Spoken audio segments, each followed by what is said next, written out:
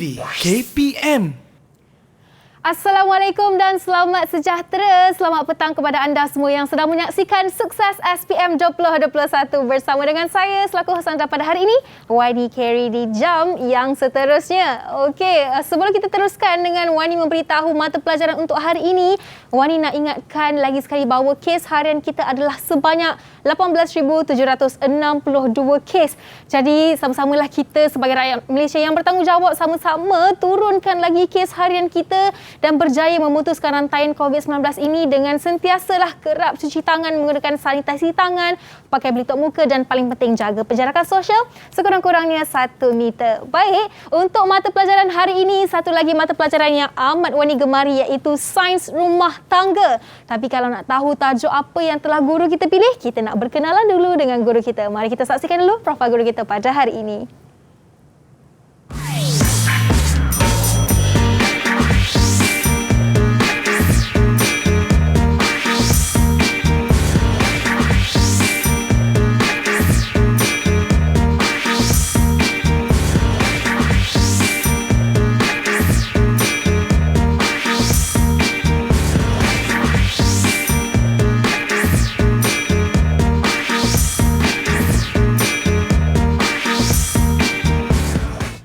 Berpengalaman selama 24 tahun dan merupakan guru penolong kanan co-curriculum untuk mata pelajaran ini. Jadi mari kita bawakan ke studio bersama dengan kita Cikgu Heliza. Assalamualaikum Cikgu, apa khabar? Assalamualaikum warahmatullahi wabarakatuh. Sihat Cikgu ya? Alhamdulillah. Alhamdulillah. Nampaknya ini bukan kali pertama kita bersua, sudah betul. berulang kali kita bersama dengan Cikgu Heliza dan semestinya setiap kali datang Cikgu akan bawakan topik yang lain lah setiap kali datang, dan mungkin Cikgu boleh kongsikan dulu objektif pembelajaran dan apa topik yang telah Cikgu pilih hari ini.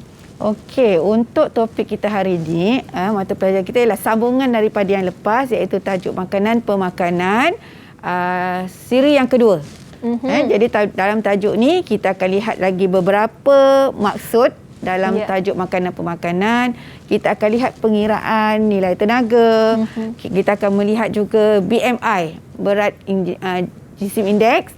Dan akhir sekali kita akan lihat tentang faktor yang mempengaruhi pengambilan makanan, dan yang paling seronok ialah tentang label makanan. Okey, itu dia topik yang telah dipilih adalah makan dan pemakanan ya Cikgu. Kesinambungan dari siri 1 dan hari ini kita akan teruskan dengan siri 2. Tapi sebelum kita nak teruskan, seperti biasalah Wani akan menjemput semua guru kita untuk pergi ke meja di sebelah sini untuk kita sama-sama membuat sanitasi tangan sebagai langkah pencegahan awal. Cikgu boleh pakai hand sanitizer. Kemudian Wani pakai.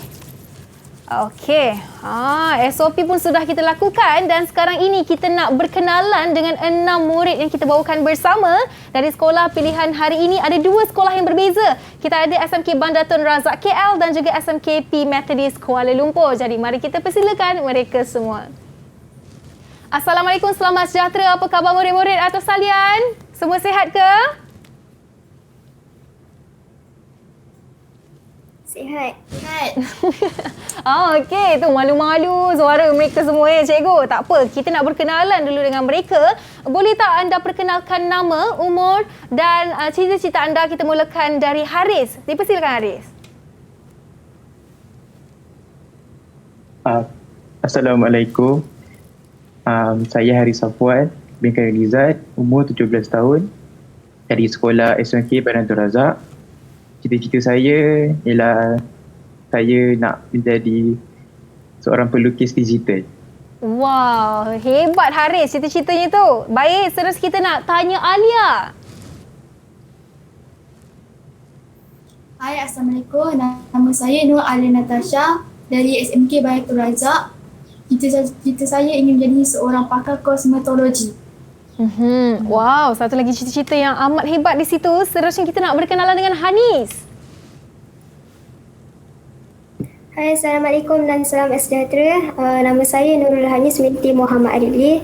Saya dari SMK Bandar Tun Razak. Umur saya 17 tahun.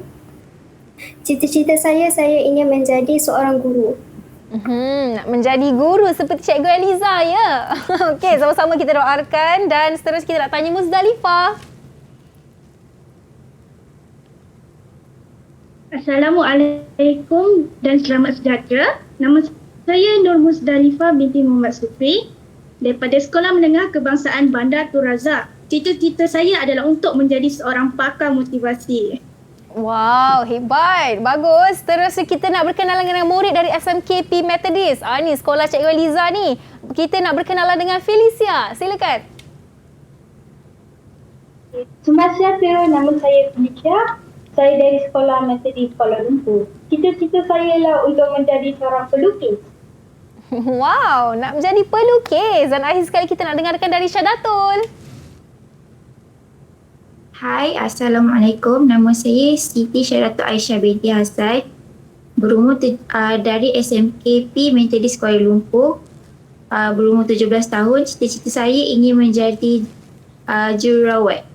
Okey, nampaknya kita dah berkenalan dengan kesemua 6 murid dari 2 sekolah yang berbeza hari ini. Dan sebelum kita nak teruskan dengan pembelajaran kita, Kak Wani nak bagi anda berehat seketika. Bersiap sedia untuk kita sama-sama belajar hari ini dalam mata pelajaran Sains Rumah Tangga hanya dalam Sukses SPM 2021. Jangan ke mana-mana. Didik TV KPM. Didik TV KPM. Bertemu kembali dalam Sukses SPM 2021 bersama dengan saya Wani Kiri dalam mata pelajaran kita hari ini, Sains Rumah Tangga, dan khusus topik yang telah dipilih adalah makanan dan pemakanan siri 2 bersama dengan kita Cikgu Eliza binti Ilyas selaku penolong kanan kokurikulum Sekolah Menengah Kebangsaan Perempuan Methodist Kuala Lumpur. Dan sebelum kita nak teruskan Cikgu, kita nak bertanyakan kepada 3 orang murid hari ini pendapat mereka mengenai mata pelajaran Sains Rumah Tangga ni. Senang ke susah ke? Jadi jom Kak Wani nak tanya Haris Safwan lah. Boleh tak Haris bagi tahu pendapat Haris? Pendapat saya dalam mata pelajaran Sains Rumah Tangga ni senang kalau kita hafal tentang faktor-faktor ataupun maksud kata kunci yang ingin disampaikan dalam soalan. Okey, baik. Senang nak hafal kalau kita tahu kata kunci. Itu pendapat Haris. Boleh tak Kak Wani nak dengar pendapat Felicia? Pada pendapat saya, subjek asasi sangat menarik dan para pelajar senang untuk skor A dalam SPM. Okey, sangat menarik dan sangat senang untuk skor. Dan akhir sekali nak dengarkan daripada Syadatul. Bagi saya, subjek SRT ni senang untuk kita tulis dalam SPM. Selain itu, subjek ini juga dia macam senang lah untuk kita nak skor A. Lepas tu, subjek ni menarik lah bagi saya. Okey, tersenyum Cikgu Eliza mendengarkan pandangan murid-murid yang menjawab hari ini. Katanya senang untuk skor A. Semestinya itu merupakan satu hint yang bagus kan Cikgu untuk mereka skor cemerlang dalam mata pelajaran ini. Jadi jom tanpa melengahkan masa, kita nak teruskan dengan pembelajaran kita hari ini. Dipersilakan Cikgu. Okey, terima kasih Wani. Okey, Assalamualaikum dan salam sejahtera untuk semua pelajar-pelajar di luar sana. Alright, jadi hari ini kita sambung lagi tentang tajuk kita, iaitu dalam tajuk makanan pemakanan siri yang kedua. Jadi yang lepas kita dah tengok yang ini, iaitu kita tengok tentang keperluan makanan, fungsi sistem pencernaan dan diet seimbang. Kita dah tengok yang lepas. Jadi untuk hari ini kita akan lihat lagi 3 tajuk, iaitu tajuk tentang peruntukan diet harian yang disarankan, label makanan dan seterusnya ialah perancangan menu. Kita akan lihat 3 lagi tajuk. Okey. So seperti pelajaran lepas, sama juga dalam subjek kita ni kita kena banyak tahu tentang maksud dan istilah. Sebab kadang-kadang kita sebut je perkataan tapi kita tak tahu apa maksud tu. Jadi murid kena tahulah. Jadi ini ada 3 lagi maksud yang murid kena tahu. Apa dia istilah dan maksudnya. Contoh peruntukan diet harian yang disarankan. Jadi apa maksudnya? Indeks gizi berat. Kita dengar tapi apa dia? Maksud dia ialah satu formula untuk kita menilai berat badan. Kita ni dalam kategori apa? Obes, kurus, normal, So itu dia indeks jisim berat. Kemudian menu. Apa dia menu? Selama ni kita tahu apa menu? Apa sebenarnya maksud dia? Jadi menu adalah satu senarai makanan yang dihidang dalam satu sajian kita. Right? Itu adalah maksud dan istilah yang dalam tajuk ini. Okey. Seterusnya kita nak lihatlah apa dia yang dikatakan sebagai peruntukan diet harian. Apa kegunaan dia dalam kehidupan kita? Mungkin kita tak pakai atau kita pakai tapi kita tak tahu selama ni kita menggunakannya. Jadi kegunaan RDA ni saya cuma pergi sepintas lalu saja. Iaitu sebagai alat mengukur bahan makanan. Dalam makanan kita tu kita nak ukur dia punya nutrien dalam makanan dan biasanya dalam makanan 3 nutrien utama itu kita ukur, iaitu karbohidrat, protein, lemak. Sebab dalam semua makanan ada vitamin, garam, mineral, tapi kuantiti dia kecil. Tapi kalau karbohidrat, protein, lemak, dia ada portion yang besar untuk setiap makanan. So kita kena tahu.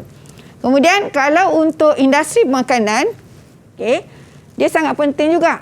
Sebab bila nak buat contoh dia nak buat makanan, pada label makanan itu dia kena tahu apa nutrien yang perlu ada. So betul. Industri makan dia kena peka apa nutrien, dia tak boleh main letak je. Dia kena tahu juga berapa kalori dalam setiap makanan yang disediakan, nutrien. Kemudian kalau untuk individu yang nak mengamalkan pemakanan sihat, yang nak mengamalkan diet yang seimbang, peruntukan diet seimbang ini sangat penting. Dia kena tahu okey, hari ini berapa banyak kalori untuk karbohidrat yang dia nak ambil, berapa banyak lemak.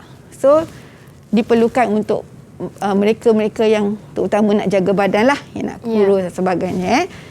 Dan akhir sekali RDA ini juga penting untuk mengubah polisi makanan rakyat. Itu maknanya pakar-pakar pemakanan, kerajaan dia akan lihat rakyat kita ni obes, katakan. Jadi apa nutrien yang perlu dikurangkan, apa makanan yang kita kena kurangkan di pasaran, kurangkan makanan segera. Sebab dalam makanan segera, selain daripada bahan-bahan aditif, kandungan-kandungan nutrien yang terlebih lemak boleh menyebabkan kegemukan dan sebagainya. Jadi maknanya untuk mengubal polisi itu diperlukan juga RDA ni diperlukan bagi membantu membuat polisi. Alright. Jadi kemudian tadi RDA, yang ini indeks jisim pula. Kenapa indeks jisim pula perlu? Jadi kegunaan dia adalah untuk mengetahui berat badan yang ideal dan tahap risikonya. Jadi masa kita mengira ni, nanti kita akan tahu kita dalam kategori mana.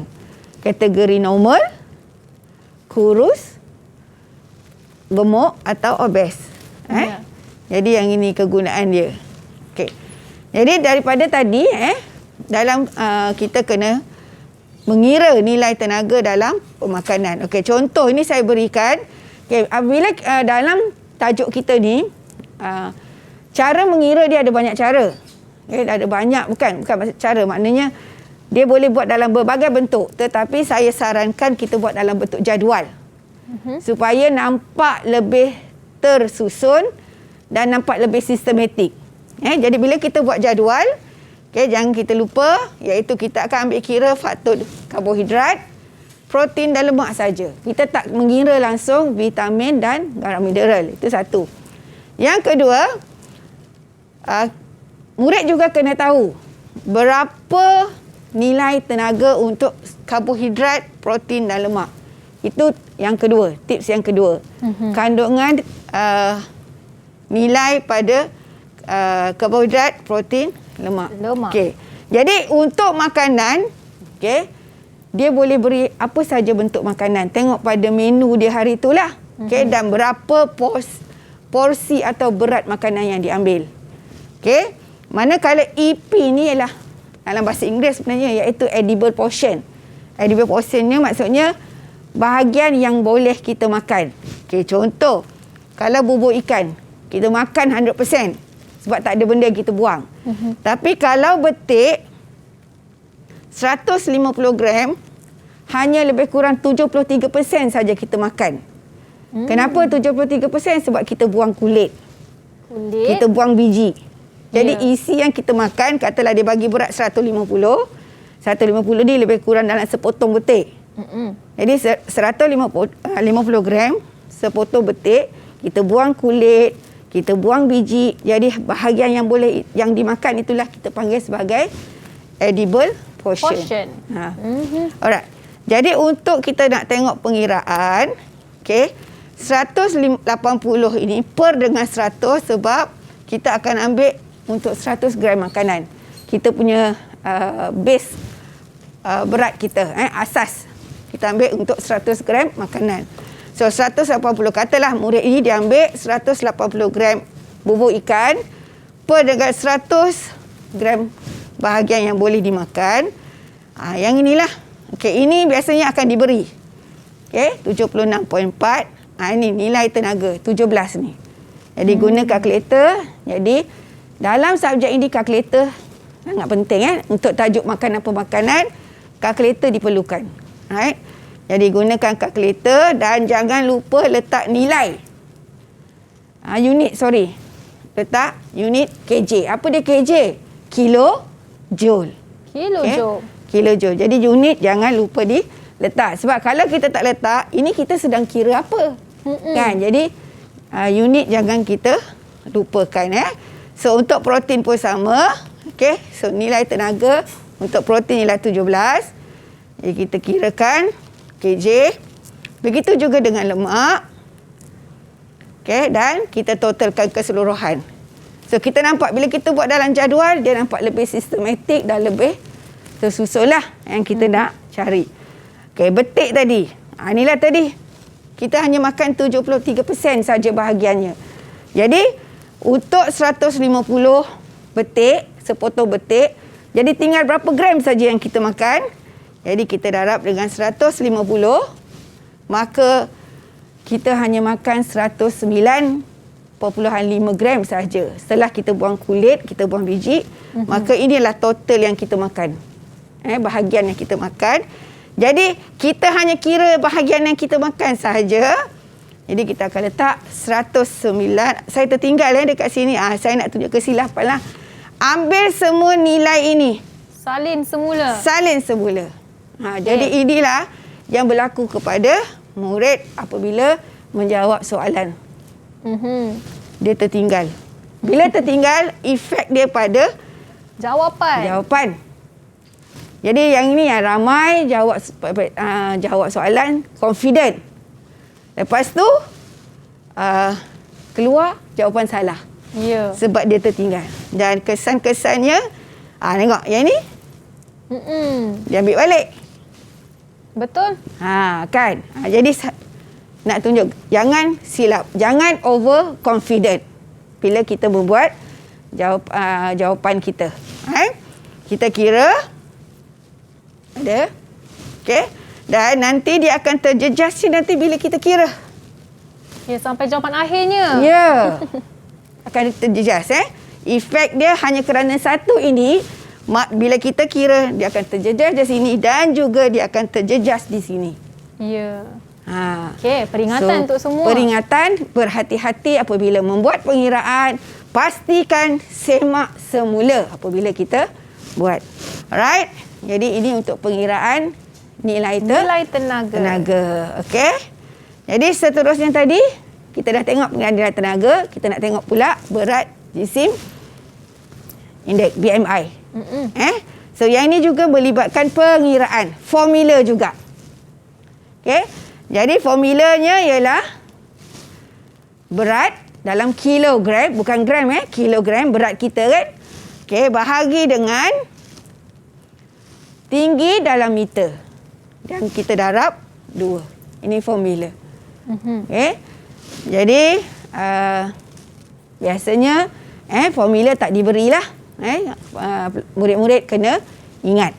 Okay, formula tidak diberi. Jadi, contoh, kejap lagi kita akan lihat pada kertas soalan. Jadi, seterusnya kita nak masuk kepada label makanan. Okey. Dan label makanan ini bukan kita ambil saja-saja. Kita terikat kepada Peraturan Makanan 1985 yang mana pihak-pihak industri makanan mereka perlu bila mengeluarkan produk jualan makanan mereka perlu ikut ini. Label-label yang perlu ada. Jadi untuk ini kalau kita lihat ada lebih kurang 9 label yang perlu ada. Okey, jadi di sini saya cuba nak tanyalah murid-murid ni, mereka ingat lagi tak? Okey, Haris. Boleh bagi mana-mana yang awak tahu? Antara 9 yang ada. Okey, Haris boleh bagi tahu? Yang saya tahu, setiap label makanan kita perlu ada kandungan, pengeluar, tarikh luput, kod bar, jenama dan tanda halal. Okey.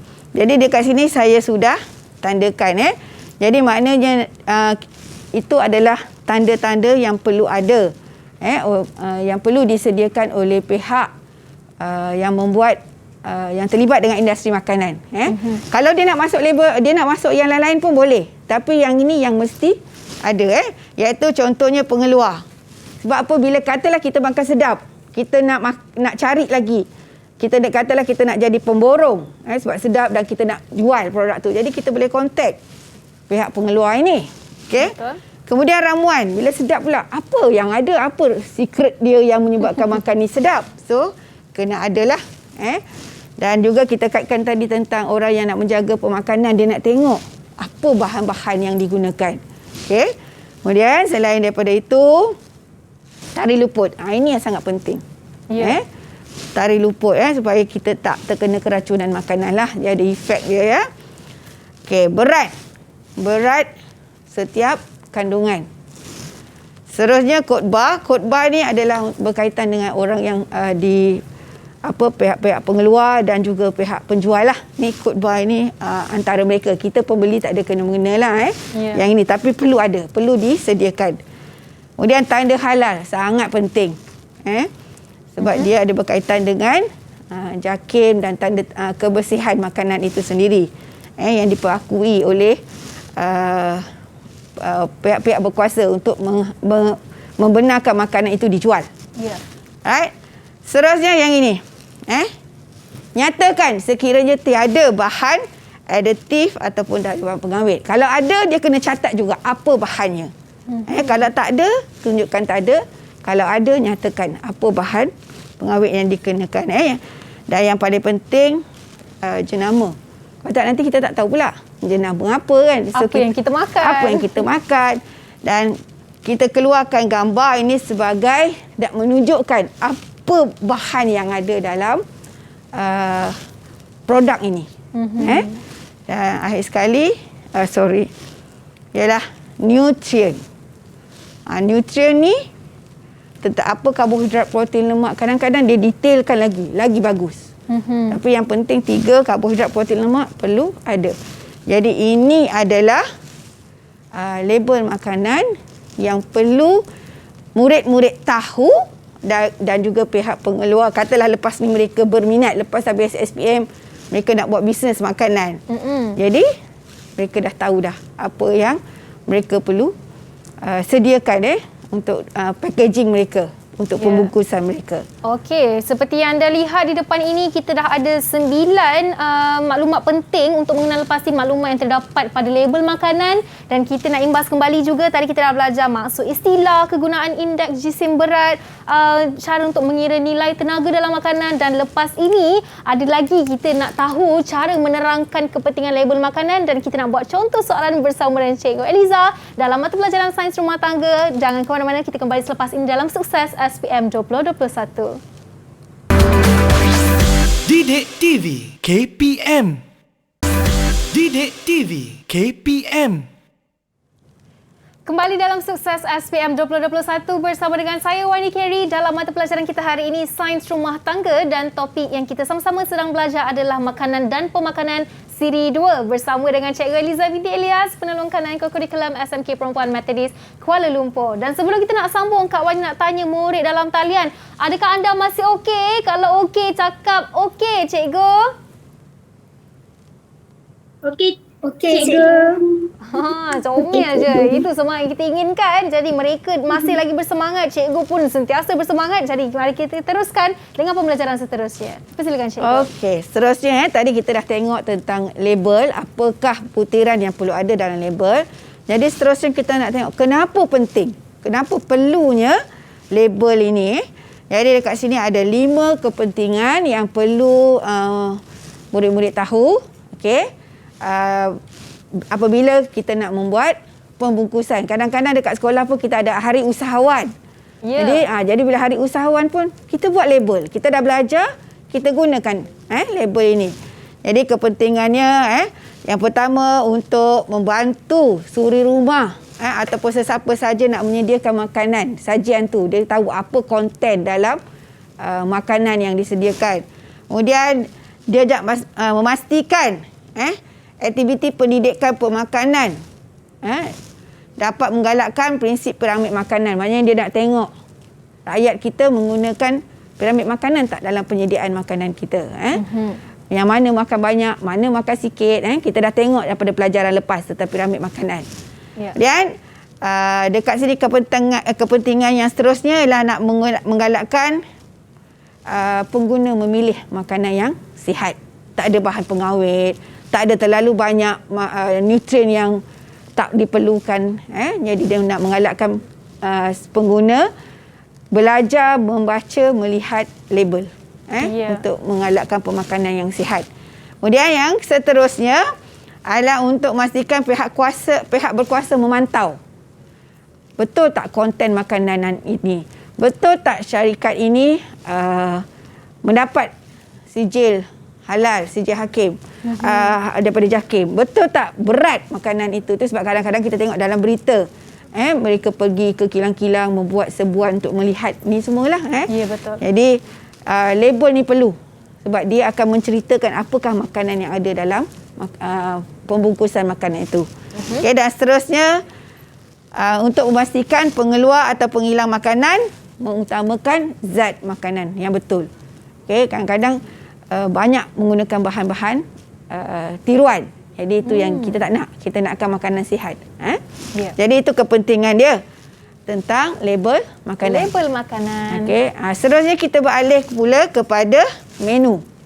Dalam tajuk yang terakhir kita untuk tajuk makanan pemakanan ialah tentang menu. Dan kenapa perlunya kita merancang menu dalam pemakanan kita. Jadi kita akan lihat dekat sini ada 4 tujuan kita merancang menu. Saya tak pergi satu persatu lah. Sebab yang ini murid banyakkan dia dah belajar kat sekolah. Jadi kenapa kita merancang menu? Seterusnya, apa yang menyebabkan kita merancang menu? Bila kata kita nak masak, contohnya ibu kita lah nak masak dekat rumah untuk makan tengah hari, makan malam. So dia kena rancang, dia kena fikir apa dia nak masak. Dia pergi pasar tu pun dia sebenarnya dia dah rancang dah apa dia nak masak minggu tu. Betul. Jadi pentingnya kita merancang menu sebab kita nak tahu apa tujuan kita masak. Untuk majlis formal ke tak formal? Kalau masak dekat rumah biasa-biasa tu yang tak formal lah. Kalau kita menjemput tetamu saja itu sudah kita kata sebagai formal. Formal. Jadi bila masak jemput tetamu tu lain dia punya menu kan, special sikit. Kalau masak biasa-biasa yang simple je kan. Jadi dia kena tahu. Yang seterusnya keperluan. Dalam rumah tu ada tak orang sakit? Ada tak kanak-kanak? Ada tak bayi? So dia nak rancang menu pun dia kena ambil kira supaya satu keluarga boleh makan masakan yang dimasak. Nanti kalau katalah orang ni tak makan, orang baby tak boleh makan yang benda yang pedas atau kanak-kanak tak makan pedas, orang nenek-nenek tua yang dah tua pun tak boleh makan benda-benda keras. So dia kena tengok keperluan ahli dia. Kalau kata tetamu pula, dia kena tengok tetamu dia siapa yang akan datang. Golongan remaja, golongan orang tua. Contoh kita buat kenduri kesyukuran. Siapa golongan yang kita akan jemput? Jadi menu yang macam mana kita nak sesuaikan semua orang boleh makan.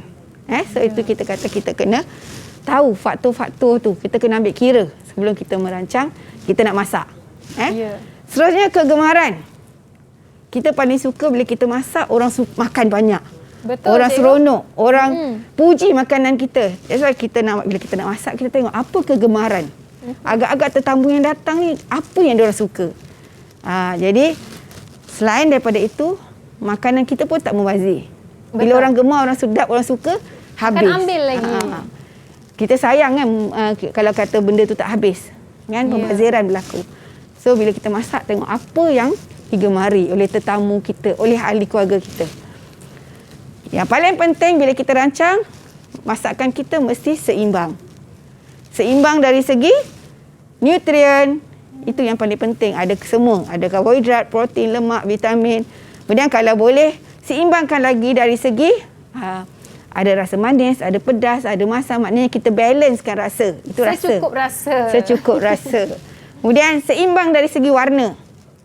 Warna biar pelbagai, lagi nampak menarik. Itu sebab kalau kita tengok kalau di hotel, hiasan-hiasan dihiaskan pada makanan supaya nampak menarik. Betul. Tapi kena balance lah, kena seimbang. Jadi seterusnya sumber. Bila kita nak masak pula, kita kena tengok sumber. Yang pertama sumber keuangan, bajet kita. Of course lah kan. Bajet kita banyak mana. Nak sedap tapi bajet kecil. So macam mana kita nak adjust? Sumber ni banyak. Sumber dari segi bajet, dari segi keuangan, sumber dari segi bahan. Contoh sekarang musim durian. Okeylah kita masak durian, harga pun murah. Kita nak buat macam-macam, nak buat pengat durian ke, pulut durian ke, senang. Katalah kita nak buat pengat durian, bubur durian di luar musim. Jadi sukarlah, harga dia agak mahal lah. Kan? Jadi kita kena tengok juga sumber bahan itu yang mudah diperolehi atau sukar. Kita kena ambil kira. Dalam kita merancang menu, kita tengok juga. Jadi bila kita rancang menu, kita tengok. Kalau masa tu masa bermusim, baik kita grab. Gunakan masa tu untuk kita, sebab kita dapat bahan yang murah. Betul. Kemudian bilangan tetamu atau bilangan ahli keluarga. Dan ini juga berkait tadi, supaya tidak berlaku pembaziran. Kita nak masak mengikut bilangan. Right. Jadi lepas itu kita dah habis yang ini, kita nak lihat pula.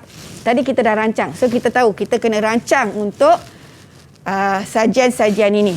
Iaitu yang terdiri daripada sajian utama, sajian sampingan, brunch dan high tea. Kita nak tahu yang itu. Jadi semua ni kita kena rancang mengikut sajian-sajian ini. Jadi seterusnya pengiraan. Bila kita dah rancang, kita nak masak apa, kita tengok pula kos. Jadi dalam kos, pengiraan kos makanan, ada kos bahan, kos upah, kos sampingan dan keseluruhan kos, iaitu kos bahan mentah, tanpa kos sampingan dan kos upah. Okey. Jadi semua ini kita kena tahulah. Okey. Seterusnya kita nak lihat pula, adakah dengan cara kita masak sendiri dengan kita beli, yang mana lebih memberi faedah, yang mana memberi lebih kelebihan, sama ada masak sendiri ataupun kita beli. Jadi kita tengok dari aspek kos-kos tadilah, yang mana yang terbaik. Dan biasanya yang terbaik adalah kita masak sendiri. Banyak menyimatkan kos. Selain daripada itu, kita dapat rasa yang lebih sedap. Jadi murid juga kena tahu perbandingan ini dari segi, kita ambil kira dari segi semua kos. Okey. So kita beralih kepada soalan lah. Setelah apa yang telah saya terangkan tadi, saya nak tengok macam mana murid-murid kita yang ada ni faham. Yang pertama, maksud pernyataan berikut adalah maksud bagi satu istilah dalam bidang makanan pemakanan. Ini maksud dia. Formula untuk menilai berat badan yang berkait rapat dengan ketinggian seseorang. Berdasarkan pernyataan di atas, apakah istilah itu? Ada siapa-siapa nak jawab? Ada siapa ingin cuba? Sila angkat tangan. Felicia, silakan. Istilah itu ialah indeks jisim badan. Ya, betul. Tadi kita tengok formula tadi kan, iaitu berat bahagi dengan tinggi darab tinggi. Okey, terima kasih. Terima kasih Felicia. Alright, seterusnya kita lihat pula yang kedua. Okey. Raja menunjukkan bacaan berat badan Aina yang mempunyai ketinggian 150 meter. Okey, jadi berat badan dia berapa ni? So, berdasarkan Raja, cadangkan 3 cara bagi Aina mengatasi masalahnya itu. Kalau kita lihatlah daripada berat dia ini dengan ketinggian ni, dia dalam kategori apa? Kita dah belajar tadi tentang mengira tadi. Jadi ni dalam kategori apa ni? Siapa tahu kategori apakah ini? Berat badan Aina. Normal, Anis. obes. Anis ataupun rasa kurus? apa Anis?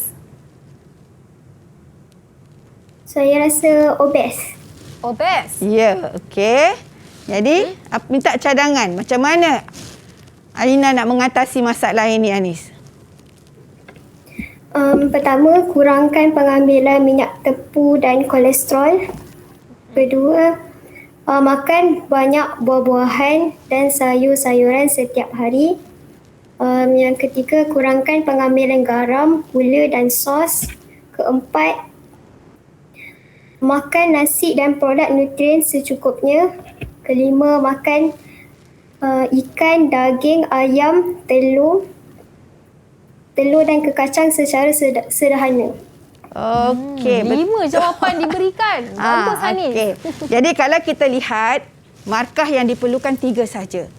Jadi jawablah 3 sahaja. Saya sertakan di sini 5 sebab saya saja nak menguji murid sejauh mana mereka ingat apa yang telah mereka belajar di sekolah. Tapi ikut arahan soalan, kalau perlu ketiga, jawab 3 sahaja.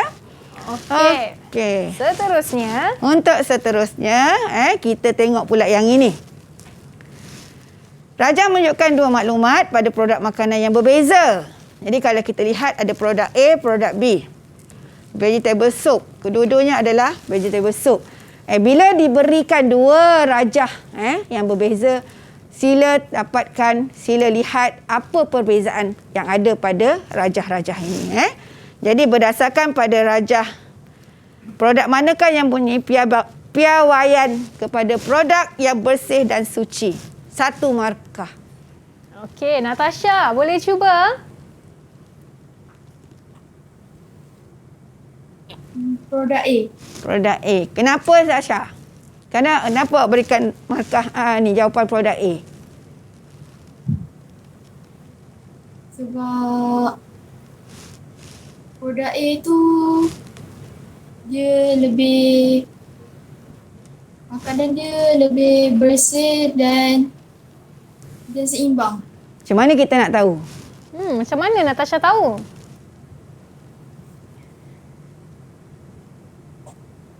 Okeylah. Sebab apa kalau kita bandingkan tadi, jenama ada. Ni nampak sama cikgu kat situ. Okey. Reduce sodium yang ni tak ada. Okey. Maknanya tak ada bahan pengawet. Yang ni tak ada, yang ni ada. Okey, berat ada. Yang tak ada ialah tanda halal. Dan soalannya ialah produk yang bersih dan yang baik dan suci. Jadi dia menjurus kepada produk A, betul dah. Jadi kenapa? Ini dia. Sebab logo halal. Dan soalan dia minta produk yang bersih, baik dan suci. Itu dia alasan dia. Kalau katalah kita nak bagi jawapan, kita kena banding dulu.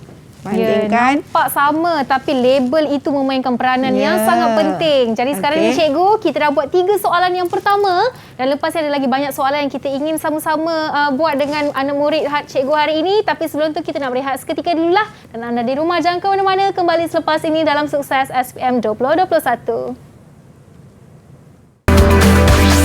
Didik TV KPM. Didik TV KPM.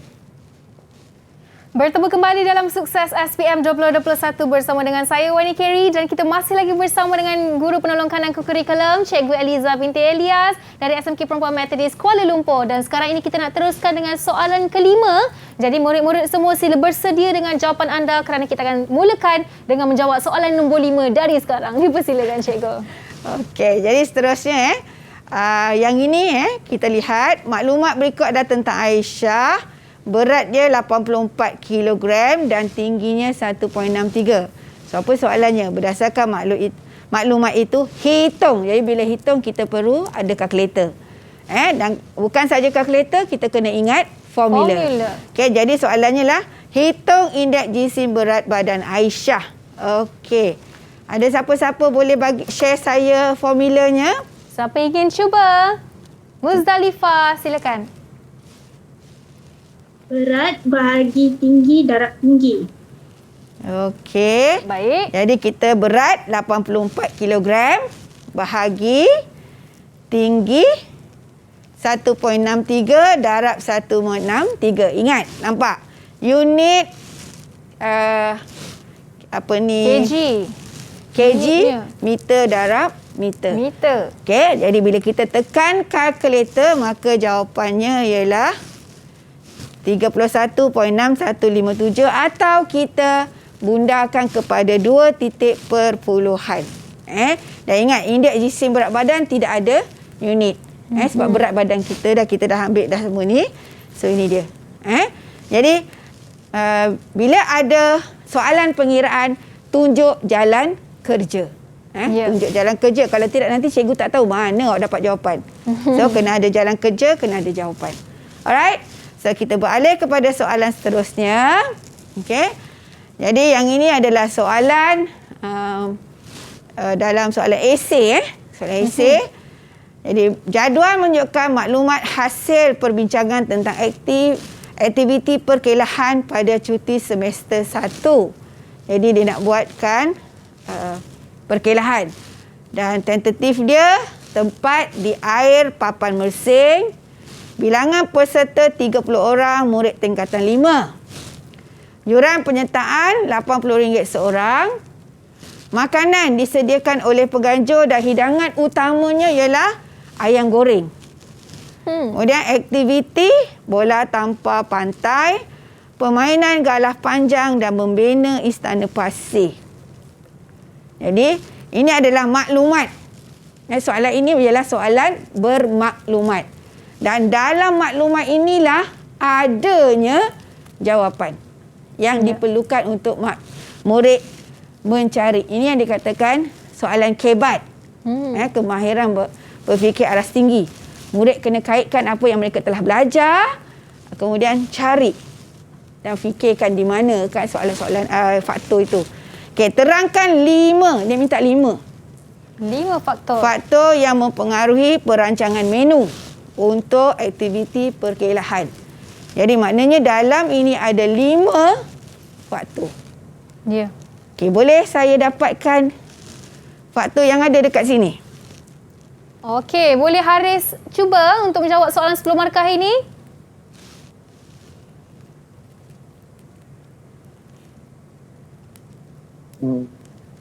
Faktor yang ada pada aktiviti kelas ni adalah bilangan tetamu. Okey, bilangan tetamu. Okey. Sumber kewangan. Okey. Kegemaran. Okey. Keperluan. Okey. Dan tujuan. Okey. So, dekat mana Haris dapat? Saya rasa mungkin saya boleh sampaikanlah. Okey, tujuan. Tujuannya aktiviti ini apa tujuan? Tadi kita dah tengok kan masa penerangan saya tadi. Jadi tujuan ni formal atau tak formal? Aktiviti perkelahan tidak. Tidak formal. Kemudian bilangan tetamu iaitu 30 murid tingkatan 5 yang akan hadir untuk aktiviti ini.